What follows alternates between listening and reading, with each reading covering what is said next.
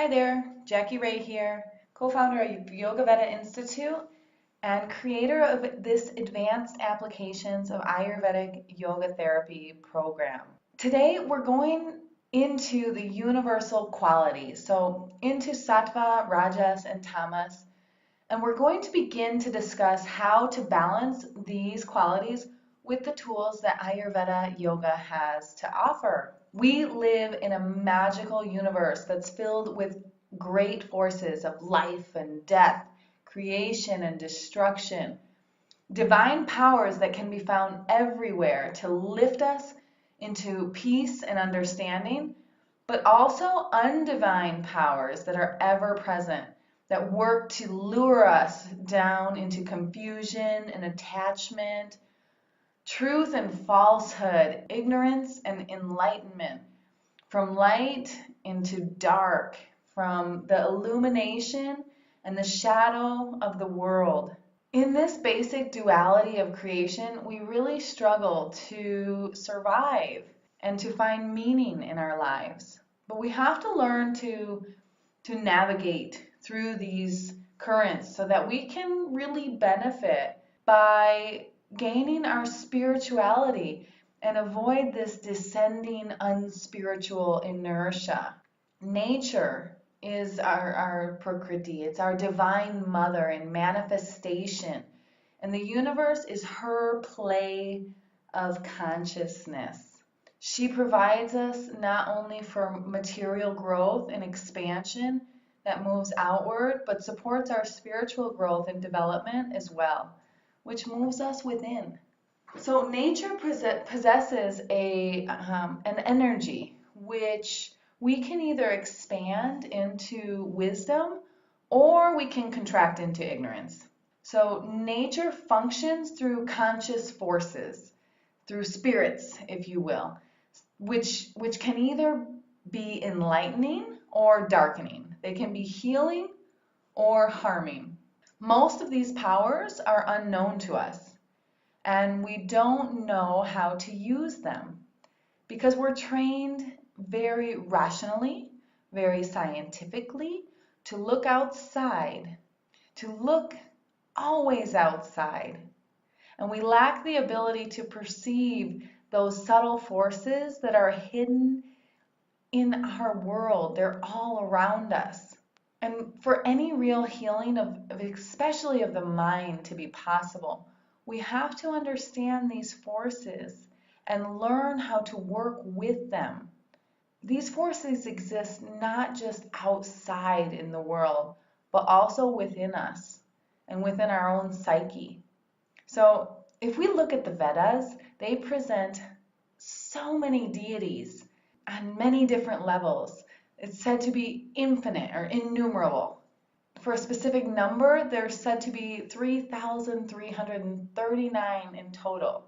And this number is just a play on the number 3, but one of the main early efforts to classify the Vedic gods was to reduce them to the 3 prime deities for the 3 worlds. So we had Agni, or fire on earth, Vayu, or wind in the atmosphere, and Surya, or the sun in the heavens. And the Rig Veda is actually organized in this way, with the hymns to the god of Agni generally coming first in most of the books, and then the hymns to Vayu and Indra, and finally the hymns to the sun.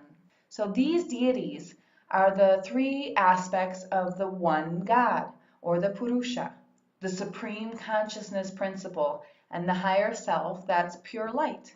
So the term Deva for a deity itself means a shining one, or a form of light. It's related to the term Dayus, meaning heaven, and it refers to heavenly or celestial lights. Vedic deities represent the main forms of light in the universe. So thinking about this, the relative to the principles of light, we want to think of these 3 main Vedic deities of Agni, of heat, of Vayu, of the electrical force, and Surya with pure light. These forms of light don't just represent the corresponding forces of nature. They also represent inner light, or the forms of consciousness. So they're the three aspects of Purusha, or our cosmic person. Each has its psychological significance. So with Agni, or the fire, as speech, Vayu, or the wind, as the breath, or prana, and Surya, or the sun, as the perceptive aspect of the mind, of the buddhi. So Vedic deities and the Vedic yoga as well follow the law of manifestation in the universe. So naturally, we want to question, how does this correlate with the three gunas that we have in Sankhya and yoga? So any student of yoga is well aware of the importance of the three gunas, right? In yoga thought and practice. But the Vedic background and the deeper understanding that the Vedic perspective brings to them is very important, because in the philosophy of yoga, like we talked about in the philosophy of Sankhya, all matter in the universe is reducible to one primary substance. And that primary substance is called Prakriti. So our Prakriti is that original power of action, right? It does not refer to substance in the physical sense, but in its untouched, pure potential. And it's from that pure potential where all forms of matter and energy and mind come from, right? Prakriti is the original sense of pure potential. And it's out of that pure potential that all things are possible. Prakriti is a state of substance, like the seed that holds the potential for a huge tree. Prakriti is that latent substance. So you could say Prakriti is the original form of all substances from which their more gross forms arise. It's the extremely subtle and transcendent form that forms the basis for space, all things that spring from it. So Prakriti itself is made of the three qualities of Sattva, Rajas, and Tamas.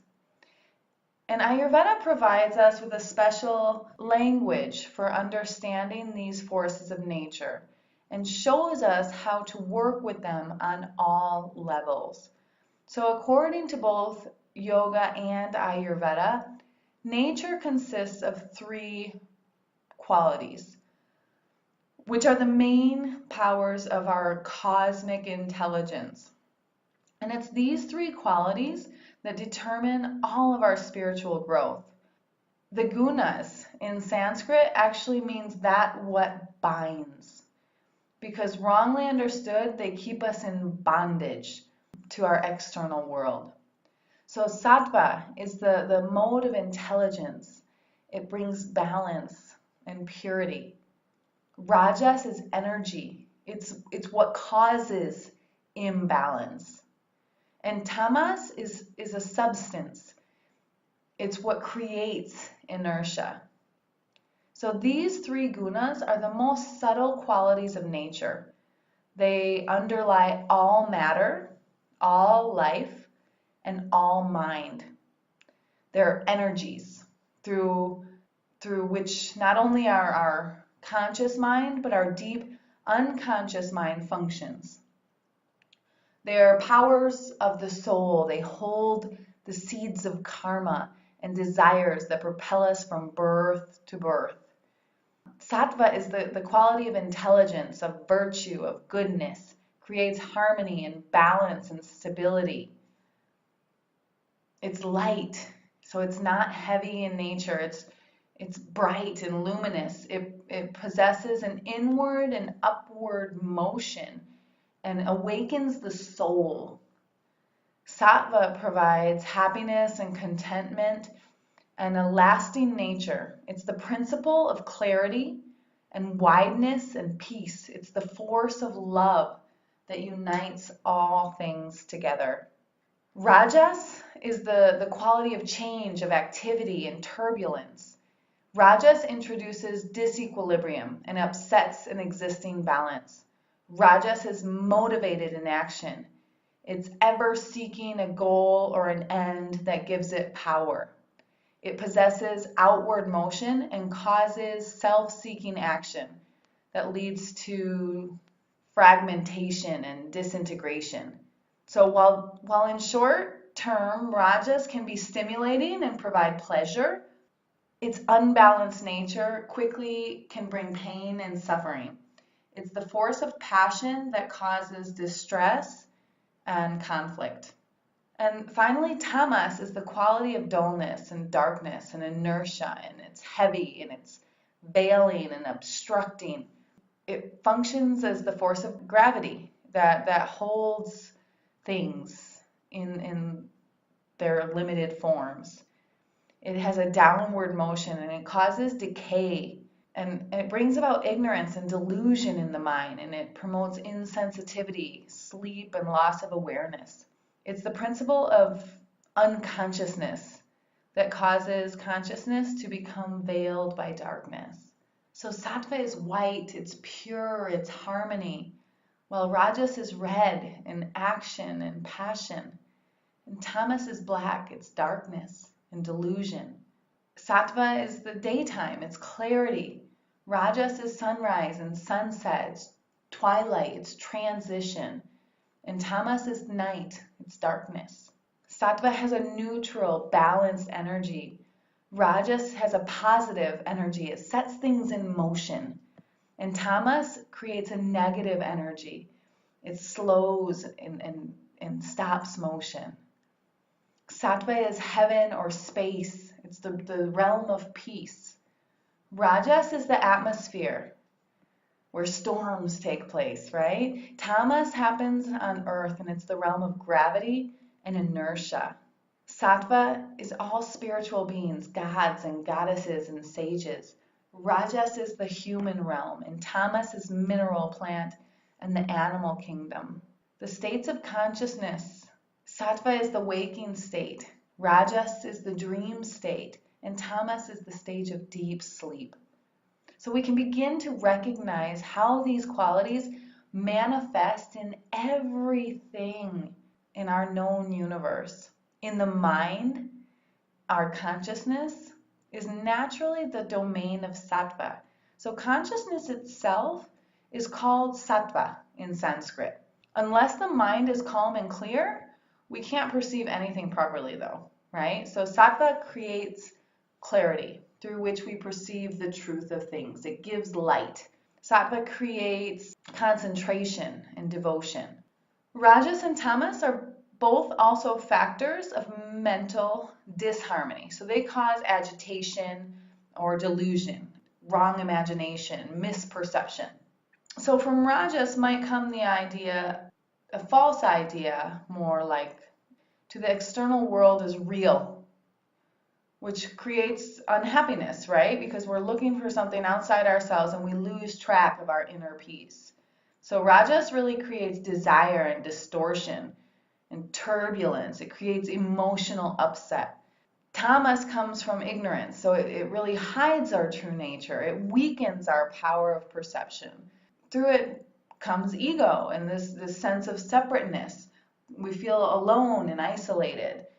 Predominantly related to the consciousness that identifies with the physical body, this dull and limited structure. So as long as our identity and our sense of well-being is primarily physical, we remain in this dark realm of tamas. So we want to really cultivate this pure sense of sattva. When sattva prevails in our consciousness, we can really transcend time and space and discover our true self. The soul, in its basic purity, it unites with God. And when we're out of balance, the three gunas bring about the process of cosmic evolution. And that's where our soul evolves through the natural kingdom. We experience birth and death, happiness and sorrow. Health is maintained by sattvic living, which is in harmony with nature and with our inner self. So it cultivates purity, clarity, peace. Rajas and tamas are the factors that cause disease. Rajas causes pain, agitation, and it dissipates energy. Tamas brings stagnation, decay, and death. So sattva is the power of harmony, of balance, light, and intelligence, the higher or spiritual potential. Rajas is the power of energy, action, change, and movement. It's our life potential. And tamas is the power of darkness, of inertia, the lower or the material potential. Okay, earth is the form of tamas or darkness as physical matter. So to have sattva predominant in our nature is the key to health, creativity, and spirituality. So sattvic people possess harmonious and adaptable nature, which really gives them the greatest freedom from disease, both mental and physical. Rajasic people have good energy but turn themselves out through excessive activity. Their minds are usually agitated and are rarely at peace. They have a strong opinion. They seek power over others regardless of the means, and they're impatient and inconsistent in dealing with their problems. They don't want responsibility. They blame others for their problems, including their therapists. Rajasic people can accomplish their goals, but they're generally in control of their lives, but they're not awake to their spiritual purpose. And they're dominated by ego in searching for happiness. So life shocks them, and it brings suffering, particularly when they lose control. Tamasic types, on the other hand, have deep-seated psychological blockages. Their energy and emotions tend to be stagnant and repressed, and they don't know what their problems really are. They don't seek treatment and have poor hygiene, poor self-care. They accept their condition as just fate and don't take advantage of methods that can help solve their problems. They allow other people and negative influences to dominate them and don't like to be responsible for their own lives. They don't want to deal with problems, and they'll just let others know about them, which only makes their problems worse. So many different types of healing therapies exist for these mental states. To benefit from them and properly avoid their side effects, we want to understand their approach and when they're useful. So this is where Ayurveda gives us all of the tools we need to show us how these healing therapies relate to the gunas. This gives us a deep understanding of the healing process and its likely results. So sattvic therapies work through sattvic qualities of love and peace and nonviolence. Rajasic therapies work through rajasic qualities of stimulation, energy, and agitation. And where tamasic therapies work through sedation, sleep, and grounding. So Ayurvedic therapies are primarily sattvic, but they do use rajasic and tamasic modalities under special circumstances. So sattvic healing uses nature. It's the life force and the power of the cosmic mind through treatments like herbs, vegetarian diet, mantra, and meditation. Rajas can occasionally be useful in the healing process. Rajas helps to break up tamas, while sattva, being a condition of harmony, does not have the ability to do that. It's often necessary to move tamas to rajas in order to return to sattva. So like needing to stimulate or shock a person into waking up. Tamas is seldom useful in the healing process except when it's required to sedate too high of rajas. So for example, a person who's hysterical, an excess rajas condition, might require a strong sedative or herb or drug or a tamasic therapy, where in the case sattva would be too mild to calm this rajasic state. Essentially, in Ayurvedic psychology, we're aiming to move the mind from tamas to rajas and then into sattva. So this means moving from an ignorant and physically orientated life, or tamas, into one of vitality and self-expression, rajas, and finally into one of peace and enlightenment, sattva. We want to focus on the 3 stages of mental healing. 1, breaking up tamas. Developing rajas, moving from mental inertia to self-motivated action. Then number 2, calming rajas, developing sattva, moving from self-motivated action into selfless service. And then 3, perfecting sattva, so moving from selfless service into meditation. So naturally, it's important to know what stage is appropriate for a person. A person in a tamasic condition will need outer activity to break up their inertia, right? They can't simply be asked to sit quietly and meditate. So maybe Rajasic methods are necessary and Sattvic methods aren't so great at this point. So the person might need communication and working with other people. A person in a Rajasic condition, however, might need a reduction in an activity, an interiorization of consciousness, so developing sattva.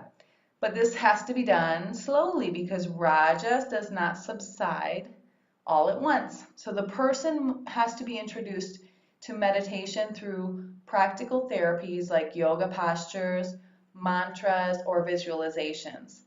A person in a sattvic condition, though, requires more spiritual practices and not really psychological treatment, and they can easily move into meditation without much external support. So we all have tamasic, rajasic, and sattvic factors in our minds. We all need each of these processes to some degree. There are times when our minds are tamasic, like right after waking up in the morning or daydreaming in the afternoon. Whenever we're mentally dull or emotionally depressed, tamas is predominant. Rajas prevails when we're agitated, we're disturbed, we're active, we're outgoing. Like when we're super busy, working on a lot of different projects at once, that is rajas. So sattva prevails when we're quiet and peaceful and content, and we can naturally fall into meditation. So we wouldn't want to judge other people by how they appear when they're dominated by one quality. So even if a spiritually advanced person has tamasic moments or periods when they might do something regrettable, same way spiritually undeveloped people have sattvic moments when they may do something inspired or noble or kind. When we're looking at ourselves, we should try to see all of the factors in our nature and in our behavior and to develop our sattvic side. So we want to break up tamas, moving from tamas to rajas, creating personal healing. So for this, we need transition. Fire is necessary. We have to wake up. We have to act, to begin to change. We need to release these deep-seated patterns of attachment, of stagnation, of depression. They have to be released. We have to recognize our suffering and learn from it. We have to confront our pain, including what we've suppressed or maybe ignored for years. We have to take on a new sense of who we are and what we need to do. Action, rajas, not only in the mind, in outer aspects of our lives. We have to break up with the past. We have to bring new energies into our lives. We need to change our jobs sometimes or modify our relationships or move, change our location. So after we're breaking up with tamas, we need to calm rajas. So moving from rajas to sattva, the healing of humanity. For this transition, space is necessary.